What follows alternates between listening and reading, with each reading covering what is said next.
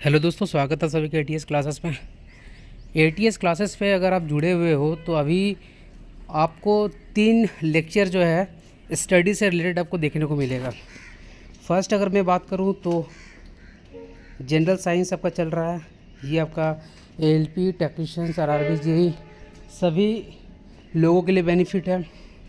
दूसरा अगर मैं बात करूं तो जो है मैकेनिकल का जो है वो सब्जेक्ट मैं स्टार्ट करूंगा, तो ये सिर्फ मैकेनिकल वाले जो रहेंगे उन्हीं के लिए सिर्फ बेनिफिट है। और तीसरा जो इस लेक्चर में हम लोग स्टार्ट करने वाले हैं जनरल अवेयरनेस। जनरल अवेयरनेस जो रहेगा इसमें हम लोग प्रीवियस ईयर के क्वेश्चन डिस्कस करने वाले हैं, जो रेलवे के एएलपी हो, एनटीपीसी हो आपका, या जेई में जो आए हुए हैं। तो सबसे पहले हम लोग इसमें अभी 10 क्वेश्चंस डेली बेसिस पे डिस्कस करेंगे। अगर आपको अच्छा लगे फीडबैक देना। क्वेश्चन 10 से 15 करेंगे, भले ही क्वेश्चंस 10 ही रहेंगे लेकिन आप देखोगे कि इसमें आपको सीखने को बहुत ही ज़्यादा मिलेगा। तो चलिए डिस्कशन स्टार्ट करते हैं। देखो लेक्चर नंबर फर्स्ट ही है हमारा जनरल अवेयरनेस का। फर्स्ट क्वेश्चन क्या है, find the odd one out from the given options. ठीक है, जिसमें 4 ऑप्शंस दिए हुए हैं और ये आपका आरआरबी जेई सीबीटी 1 2019 में आया हुआ था। ओडिसी, भरतनाट्यम, लावनी और कुचिपुड़ी। तो इसमें ऑड वन आउट मतलब भाई चारों में से कौन सा अलग है एक ऑप्शन, तो ये लावनी देखो ये अलग है। क्यों? क्योंकि ओडिसी, भरतनाट्यम और कुचिपुड़ी जो है ये सारे आपके क्लासिकल डांस है, आपके इंडिया के टोटल 8 क्लासिकल डांस है। ठीक है, भरतनाट्यम कहाँ का है? तमिलनाडु का। कथक जो है यूपी से है, कथकली और आपका मोहिनी आट्टम ये आपका केरला से है। कुचिपुड़ी आंध्र प्रदेश, मणिपुरी से नाम से समझ में आ रहा है मणिपुर, ओडिसी जो है उड़ीसा और सत्रिया जो है असम। तो ये 8 क्लासिकल डांस जो है किसी न किसी आपको चाहे एलपी हो चाहे टेक्नीशियंस के एग्ज़ाम उसमें आपको देखने को मिलता ही है।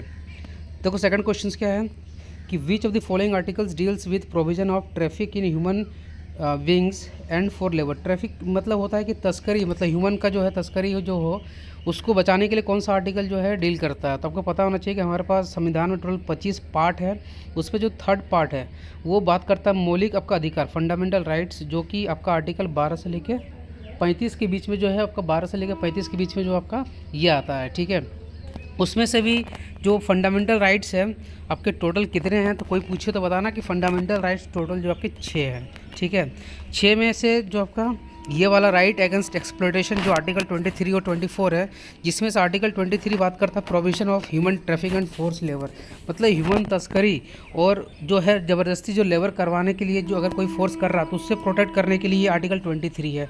इस क्वेश्चन में देखो वही चीज़ पूछा गया था, इसलिए इसका आंसर क्या हो जाएगा, आंसर डी हो जाएगा।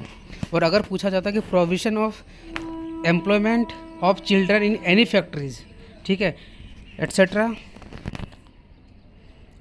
आर्टिकल 24 देखो बात करता है कि अगर provision of employment of children मतलब अगर 14 साल से पहले किसी बच्चे को अगर फैक्ट्री में अगर कहीं पे काम दिया जाता है तो उसको प्रोटेक्ट करने के लिए जो आर्टिकल 24 है।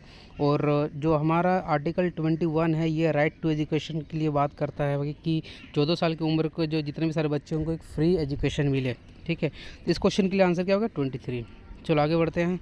चलो यार, अगर इस तरह से लेक्चर पसंद भी आए तो फीडबैक जरूर देना ताकि कोई नंबर ऑफ क्वेश्चन भी हम लोग बढ़ाएँ और आप लोग के लिए भी इस तरह से जनरल अवेयरनेस की जो तैयारी हो एक अच्छी तरीके से हो जाए। तो इसमें क्वेश्चन है कि what should be the minimum age of the Rajya Sabha membership. तो राज्यसभा में जो मेंबर होते हैं उनकी 6 साल की टेन्योर होती है, तो उसके लिए उनका जो एज होना चाहिए 30 साल का होना चाहिए। देखो 30 साल में जो है आपका जो है ये आपका होना चाहिए। और उसके बाद जो विधान परिषद होता है लेजिस्लेटिव काउंसिल, उसकी भी जो एज होती है 30 साल होती है।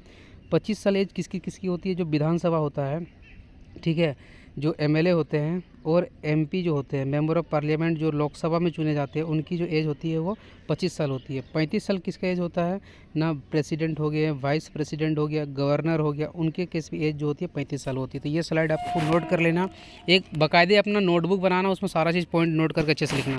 देखो प्रेसिडेंट ऑफ इंडिया के लिए 35 होना चाहिए, वाइस प्रेसिडेंट के लिए भी 35, प्राइम मिनिस्टर के लिए तो प्राइम मिनिस्टर मतलब कौन, लोकसभा के जो सदस्य रहेंगे वही बनते हैं।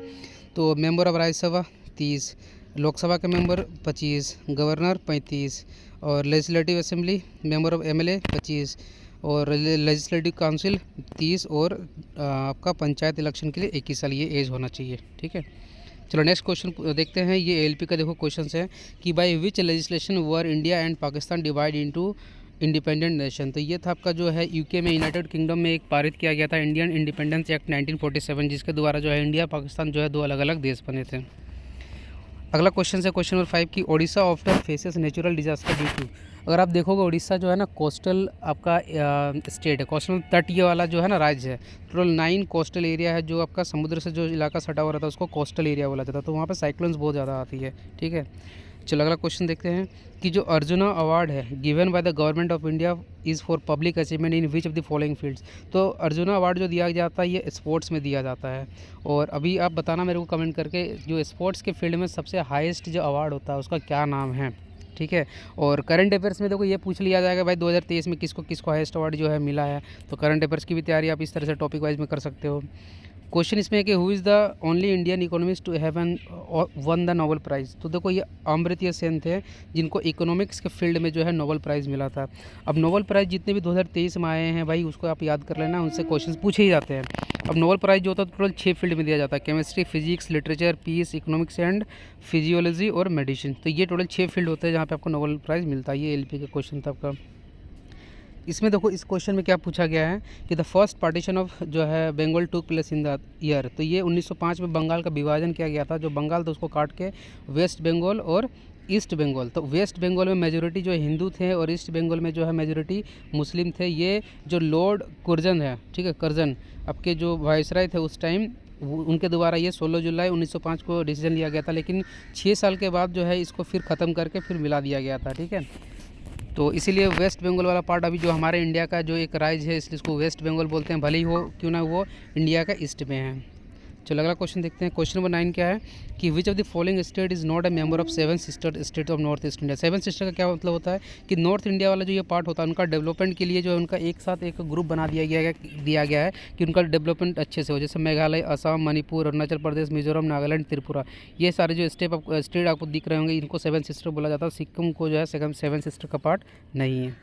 चलो अगला क्वेश्चन नंबर 10 देखो क्या है कि where is the headquarter of the International Court of Justice is located. तो द हेग जो होता है नीदरलैंड में जो है ये वहाँ पे इंटरनेशनल आपका जो कोर्ट है उसकी जो है हेडक्वार्टर लोकेटेड है। बहुत सारे ऐसे और भी वर्ल्ड की जो ऑर्गेनाइजेशन है यूनाइटेड नेशन की, ये 1945 में सेकंड वर्ल्ड वार के बाद बनी थी। क्योंकि आपको पता है कि 1939 से लेके 1945 जो है के बीच सेकंड वर्ल्ड वार आपकी चली थी। उसके बाद ही जो बनाया गया था यूनाइटेड नेशन कब 1945 में। और यूनाइटेड नेशन की जो है आपकी हेडक्वार्टर कहाँ पर है, न्यूयॉर्क में है। वाशिंगटन डीसी में जो है IMF इंटरनेशनल मॉनेटरी फंड जो उसकी हेडक्वार्टर है। पेरिस में जो है यूनेस्को की हेडक्वार्टर है। इसको फुल फॉर्म क्या होता है ये भी पूछा जाता है, यूनाइटेड नेशन एजुकेशनल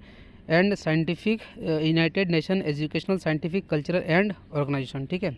तो ये क्वेश्चन आपका पूछा जाता है। तो इस क्वेश्चन नंबर 10 का भी आंसर ए हो गया। तो इसी तरह टोटल हम लोग 10 क्वेश्चन डिस्कस किए हैं और आपका जिस तरह से फीडबैक रहेगा उस तरीके से हम लोग नंबर ऑफ क्वेश्चन बढ़ाएंगे और फीडबैक आप लोग जरूर देना, ठीक है। तो मिलते हैं फिर किसी नेक्स्ट वीडियो में। So guys thanks for watching this video.